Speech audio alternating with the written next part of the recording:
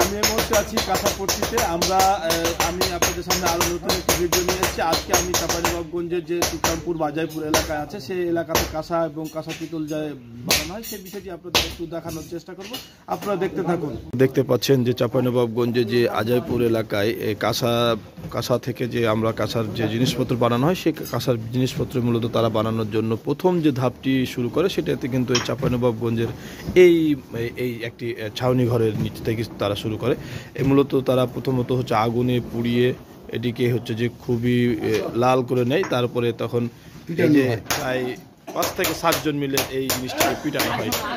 প্রায় 8 জন মতন এই হাতুড়ির মাধ্যমে কিন্তু তারা পিটাই দেন। ব্যতিক্রমী একটি জিনিস, যেটি এর আগে কোথাও দেখা যায় না, বা এই যে একটা জিনিস তৈরি করতে যে এত পরিশ্রম করতে হয়, এটা কিন্তু দেখলে তা বোঝা যায়।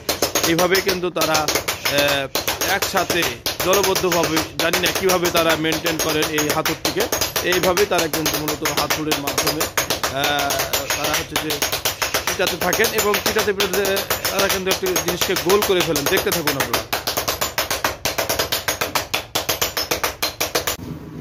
এই যে আপনারা দেখতে পাচ্ছেন প্রসেস হচ্ছে, এখান থেকে চলে আসবে একদম এই জায়গাতে। এখানে আসলে তখন সবাই হচ্ছে যে হাতুড়ি দিয়ে পিটিয়ে অনেকভাবে প্রসেস করবেন। এভাবেই মূলত হচ্ছে যে তাদের কার্যক্রমগুলো চলে, প্রসেস অনুযায়ী কাজ চলতে থাকে। এখানে অনেকগুলো থালি আছে এবং এই থালিগুলোই মূলত হচ্ছে যে তারা ফিনিশিং দেওয়ার চেষ্টা করবে।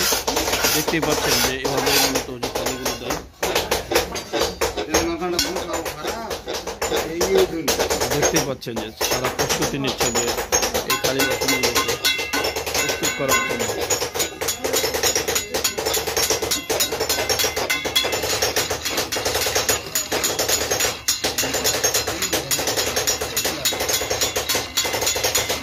ফিনিশিং হয়ে এখন বর্তমানে এই থালিতে একদম পরিপূর্ণ হয়ে গেছে বলে আমাদের এখানে।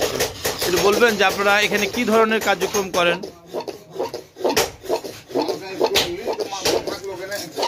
কি করেন এখানে?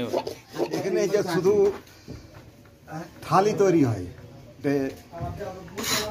থালের কারখানা, হ্যাঁ, আর অন্য কিছু হয় না। আর অন্য কারখানা আছে, থাল তৈরি হয়, গিলাস তৈরি হয়, চামচ, বাটি, আলাদা কারখানা আছে।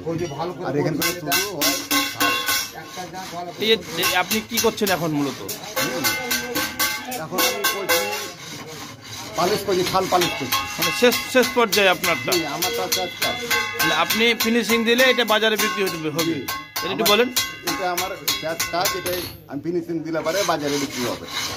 আপনারা শুনতে পাচ্ছিলেন যে একজন যে ব্যক্তি কারিগর আছেন, উনি বলছিলেন যে সর্বশেষ উনি যে কাজটি করেন সেটি কিন্তু একদম ফিনিশিং কাজ করেন। বাদ বাকি যারা কাজ করছেন তারা কিন্তু একের পর এক ধাপের পর ধাপ কাজগুলো করে যাচ্ছেন এবং সেভাবেই কিন্তু তারা প্রসেস অনুযায়ী কাজগুলো করছেন।